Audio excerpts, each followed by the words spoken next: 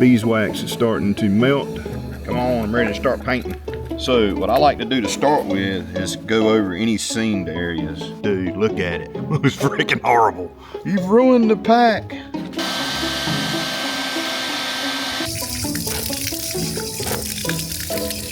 These up. What's up, internet? Current 1776 here, bringing you another video. We're gonna have a little project real quick. I'm gonna show you how I do something. So what are we doing? What's our little project? Well, I got this here Hill People gear pack right here. It's the Terra Himara, I believe it's called. Really cool pack. I don't know the specs right off the top of my head or whatever, but it's pretty small. This is cordura. Oftentimes when we're thinking about wax, you know, we're thinking about wax canvas. That's what we typically think about when we think about waxing things. But you can also wax cordura. It doesn't soak the wax up as much as canvas does, but it will soak up enough to where it is beneficial to have. So what do you need to do this? Well, a block of beeswax here. I got 2 containers here. You can use one if you're using like a baked beans can or tomato can or something like that. Boiled linseed oil.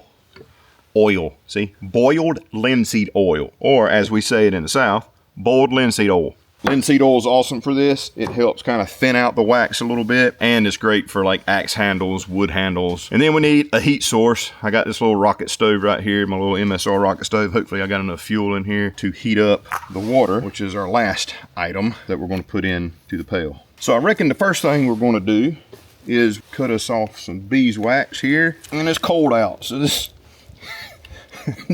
this beeswax is freaking hard. Yeah, I need something better than this little knife right here.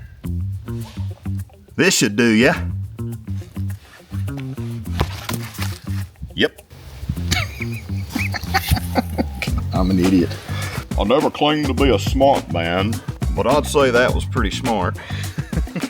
Now, with the linseed oil, you need to put 1 part linseed oil to 4 parts beeswax. Now, this doesn't have to be a perfectly measured thing right here, right? This is redneck science, I like to call it. So here's my hopeful 1 part linseed oil, 4 parts beeswax. I hope. Guess it wouldn't hurt to add just a little bit more beeswax. More beeswax is better than more linseed oil. There. All right, I'll call that 1 part linseed oil, 4 parts beeswax. Redneck science. So now what we're gonna do is we're gonna set this inside here with some water in there. So it's gonna heat up the water, and which is gonna heat up the inner pot. People call this a double boiler method. So we're gonna heat the water up, which is gonna in turn melt this. Set that dude right there, and we're gonna set our pot on top of it. Hopefully it'll balance okay. So while that's melting, you just want to make sure you don't have any crap on your pack, you know, heavy dirt or something like that. Just brush it off, knock it off. So we're getting us a pretty boil right here, and you can see the beeswax is starting to melt and join up with that there linseed oil. You know, something else you need is some sort of brushes. So I got these little cheap $2 for the pack of these right here.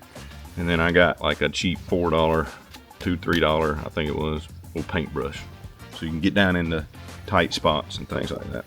And in hindsight, probably what I should have done was instead of having those big blocks like that, I would have cut them up into smaller blocks, maybe even shaved it down into little shavings or something. It'll take a bit to melt, at least that first big block. Come on, I'm ready to start painting. I don't know if you can see the change in this as it goes. That's going to solidify and be like a big solid piece of beeswax, basically. So I'm going to just back this heat off a little bit, but I'm going to let it go right there, and I'm just going to try to dip from here so we keep that from solidifying while we're doing our work. All right, so now it's just a process of making this pack look ugly. So what I like to do to start with is go over any seamed areas, like the zipper seams with the brush like this, and see how it's solidifying already. That's what you want. It looks horrible, I know, but I want to get in any seams first, is the way I like to do it. You do you. But I think the first failure point when it comes to being waterproof is going to be your seams. So anywhere there's sewing any seams. Like there's a seam here. I'm going to try to get in that seam really good. So once I do that, I'll switch over to a larger brush and I'm just going to start going all over this joker. Would be wise not to do this in your wife's favorite room of the house or anything like that. Try to get everything. And if you miss the spots, okay, another step is going to help with that. So that's what we're looking at right now. Now, if you were indoors in a warmer environment or in the summertime, it's not going to solidify this fast, all right? But you can see it's crusty, nasty, looks like I dumped it in a tub of lard. Now obviously these brushes now are forevermore your waxing brushes. I got wax all over this dude. Look at it. It was freaking horrible. You've ruined the pack. Look at the back of it. Ruined it. Nah, we ain't ruined it. Give it a little time for it to cool off, especially if you're in a warmer climate. Pretty cool out today, so it's pretty much dried and solidified. So now, rough it up and get any and everything off of it that we can. That's heavy. I'm just going to get all over you. I'm just going to knock off all the heavy stuff. What you could do if you're inside, or if you were really wanting to be conscious about your cost to do this, you're going to get a lot of flakes of this solution that we made. You can do it over a trash bag or a tarp or something like that and collect it all and pour it back, dump it back into your pail so you don't lose any of it. And now we're going to go inside, getting this all nice and even and waterproof.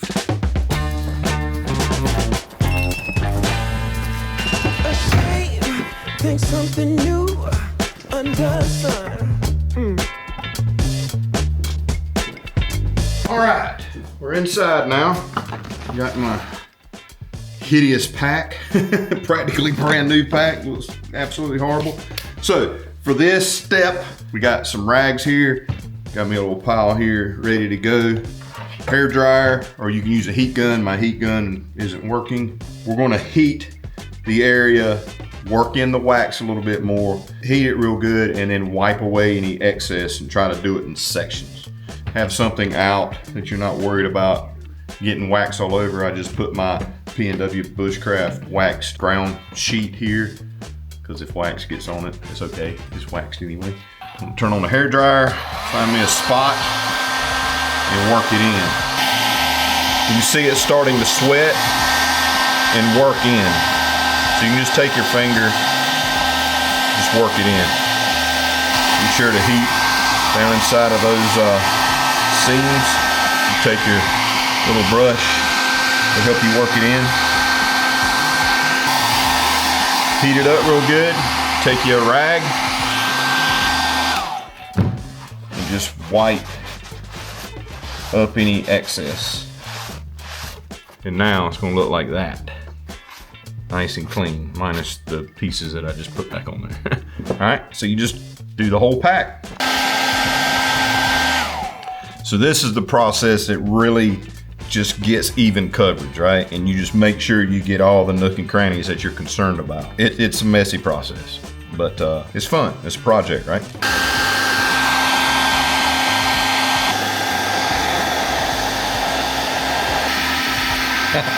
Blowing the pack up.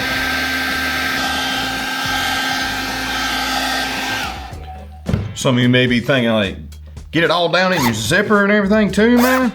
Absolutely. So it's really gonna help lubricate, make that zipper run great too.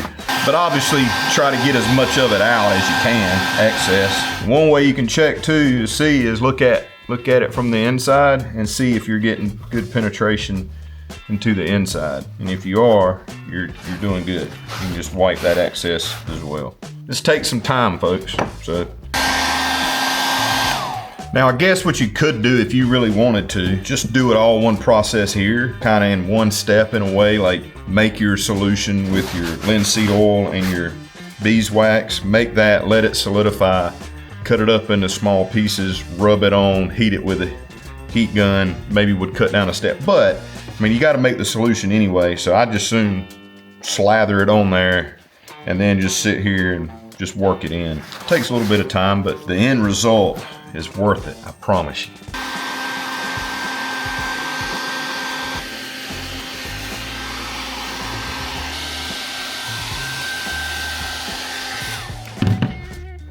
All right, so for the most part, I'm done.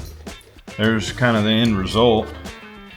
I guess it doesn't look like a big tub of lard anymore. All right.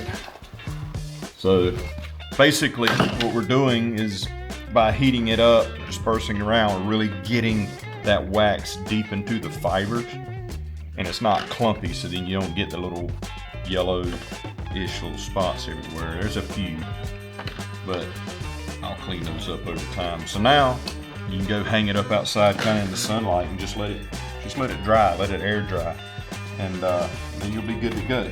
But for the sake of time, let's go see how waterproof it is. All right, so we outside.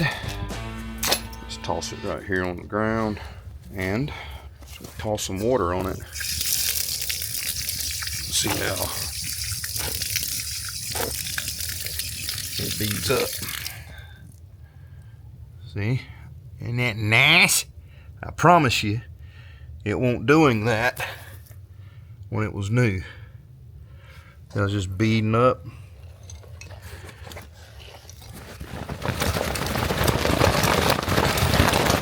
Literally just shake it off and it's basically dry. So, yee-haw. I dig it.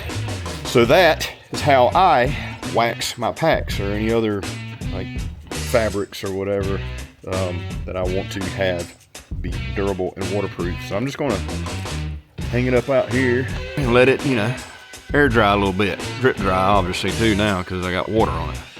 So that's how I do it. How do you do it? Got any suggestions? Is there anything I can do different, do better? Am I doing it wrong? I don't know. This is just how I do it. Figured I'd share because I needed to do it, and had a lot of fun. It is a process. It does take time, but you need a project every now and then to do. And it's really cool when you are out and you're in a wet situation or something like that, and you see that water beating up and your gear's dry on the inside, and you go, I did that.